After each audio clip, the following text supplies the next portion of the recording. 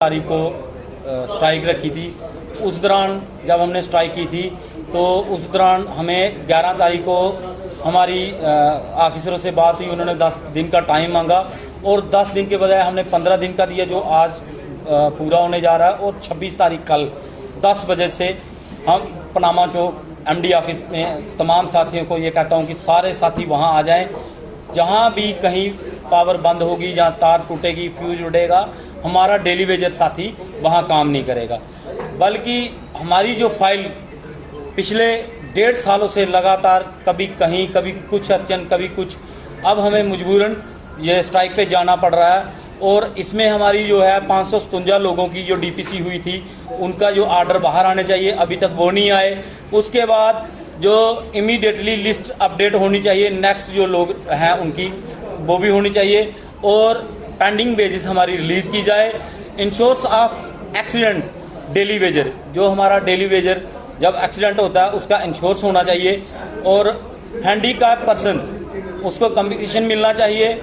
Pending relaxation file clear होनी चाहिए, जो पिछले 3 सालों से लगातार सेक्टर के चक्कर काट रही है। 55 बंदों की फाइल है, वो सेक्टर में है। मिनिमम वेज एक्ट ये भी लागू होना चाहिए।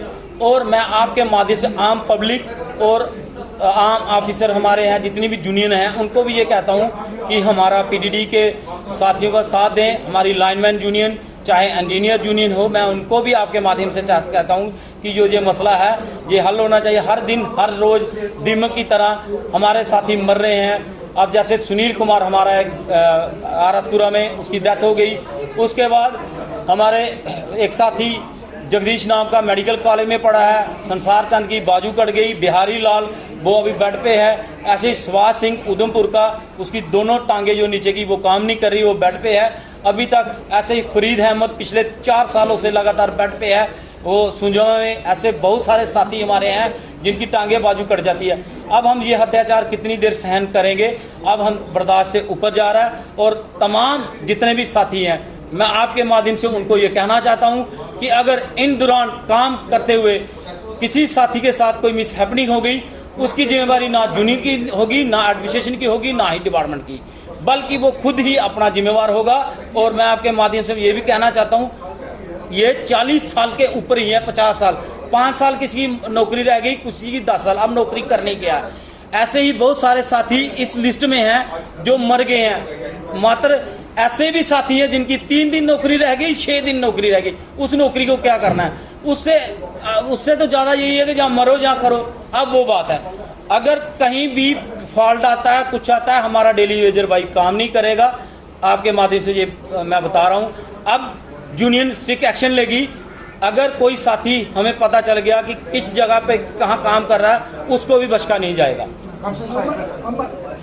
ये 72 घंटे की कल से हमारी जो स्टार्ट है, 72 घंटे की कल से हम MD ऑफिस पनामा चौक। अमरनाथ यात्रा शुरू होने जा रही है, उसके दौरान अगर मतलब एक बड़ी महत्वपूर्ण यात्रा होती है, बाहर से लोग आते हैं, तो क्या वो भी अफेक्ट होंगे? हम नहीं चाहते थे कि हम ऐसा कोई फैसला लें, लेकिन हमारे भी छोटे छोटे बच्चे हैं, हमारी मजबूरी बन चुकी है। हमें आश्वासन पे आश्वासन दिए जाते हैं। जब बल्कि हमारा साथी मर जाता है, उस टाइम बड़े वादे किए जाते हैं कि इसको ये दिया जाएगा, वो दिया जाएगा, इसकी बीबी को नौकरी दी जाएगी, लेकिन उसको कुछ नहीं मिलता। बल्कि उसको जब उसके 10 दिन हो जाते हैं, उसके बाद उसकी फैमिली स्टार्ट हो जाती है ऑफिसरों के दफ्तरों के चक्कर काटने, चक्कर ही चक्कर काटते हैं और कुछ नहीं। इसलिए हम अब मजबूर हो चुके हैं। तो इसकी सारी जिम्मेवारी एडमिनिस्ट्रेशन डिपार्टमेंट। अगर सरकार फिर भी नहीं मानती तो फिर अगला कदम क्या रहेगा?